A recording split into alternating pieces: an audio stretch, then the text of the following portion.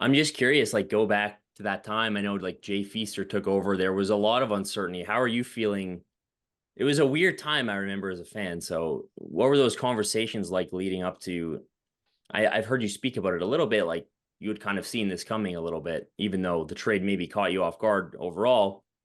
What were those conversations like heading up to that? Like I know the Keenan stuff was a disaster, a bit of a nightmare. Those teams were really good. Those teams, I feel like you look back, I'm sure you feel the same way. You look back at the personnel, it was like you and Iggy and a lot of really good players on those teams should have looked like they should Mika. have. Mika, obviously, Yeah. Dion was still there, I think, at that point.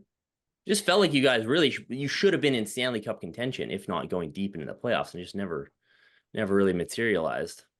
Yeah, underperformance, I think, would be the best way to characterize it. So, from my personal perspective, Mike Keenan, um, probably the worst coach I've ever had in the NHL, um, and for a variety of reasons. He would play the top guys. He would play like crazy, and the bottom six forwards or the bottom two defensemen, he would whip those people, whip them as players, as people like crazy. And I just don't think that's the way you do it. As a team that you want to succeed, you have to treat uh, the individuals. We spoke a little bit about it before. You're trying to create bring together a bunch of individuals collectively to reach certain goals together.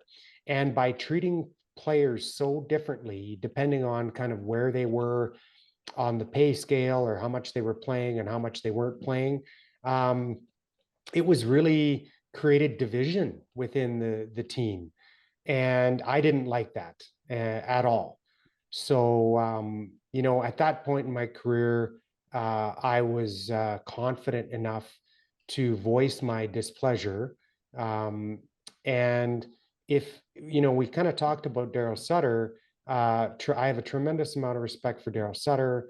I think he's one of the best coaches I've ever had as in the NHL. But as a general manager, he made some very poor decisions. Those, as a GM, Daryl was very weak, and he made some poor decisions in providing long term contracts with no trades, no movements, things like that.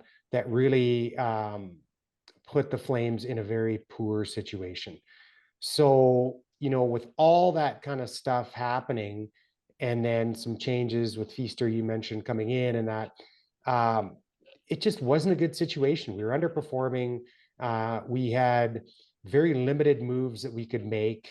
And Jay and I had a long conversation after the off season that one year, and he picked my brain for about 2.5 hours, 3 hours, and then I put the shoe on the other foot and said, "Hey, well, what are you going to do? What are you going to do to make this team better?"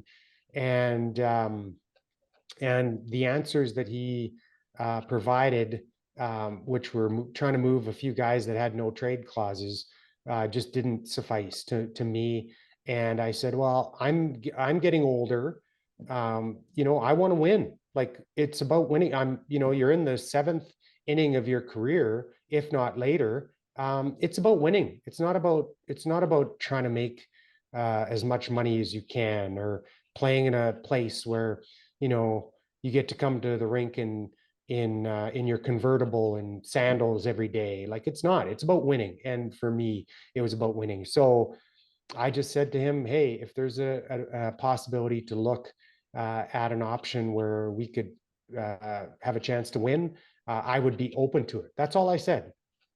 I didn't demand anything. I'm not that type of person who would demand something.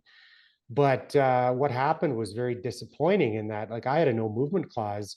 And if a player has a no trade or no movement, usually the general manager, then if they want to move you, they talk to you as a player and as your agent, and you try to work together to come to a solution that works for everyone involved, works for the team, salary cap wise, player wise, works for the player and the family. with that, and also performance team wise. So that didn't happen. I left that meeting and my phone didn't ring till June. I think that was April until June, right before the draft. And Jay just said, we want to trade you to Buffalo. Will you waive your no movement? And I was like, I was completely blindsided by it because there was no collaboration whatsoever. So my agent got very mad and very disappointed that when I told him what was said, and so he just said, wait, don't do anything, wait. And he actually leaked the story to TSN, to Darren Dreger, I think it was at the time. And he's like, I'm going to do this because then all the teams in the NHL will know that you're available. And, you can then look at all options, because really the Flames had limited our options in just saying, we want to trade you to Buffalo. That's it. So what the agent was doing was just kind of opening up the field to all options, which we did for a number of days. And I was very upfront with Buffalo. I said, this is nothing against you guys or the city, the team, anything. It's just more for our sake, right? Like we gave up a significant amount of money for no movement clause and to work with the GM collaboratively, and that didn't happen. So we were now taking matters into our own hands, so to speak, where, you're just trying to open things up. And so we kind of did it that way, whether you agree with it or not. It was what we felt at the time would allow us to kind of look at the best options, which we did. We knew San Jose was interested, but they wouldn't take Kodalik and bury his contract like Buffalo would, and a variety of factors. So ultimately, we did decide to go to Buffalo, even though, we tried to explore. The Flames wouldn't look at anything else. And, to go out of conference to the East was something that was new and exciting for us. And I'd never lived out there. Our family had never lived in the US before. There's all these things that completely changed the experience of hockey.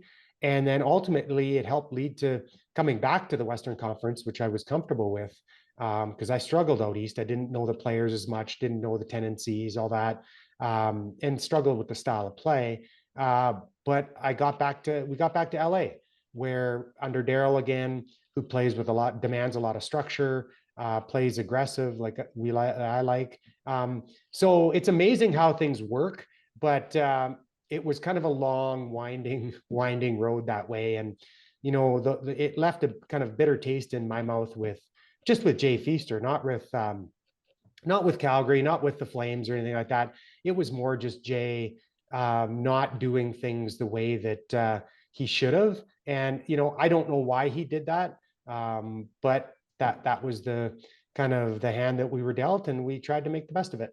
Hey guys, thanks for watching. Be sure to check out more of our content right here on the Flames Nation YouTube page. We had a bunch of great long form interviews. You can check out some videos we've done as well outside of the studio. And of course, if you want more writing or merchandise stuff, flamesnation.ca or nationgear.ca. Appreciate you watching.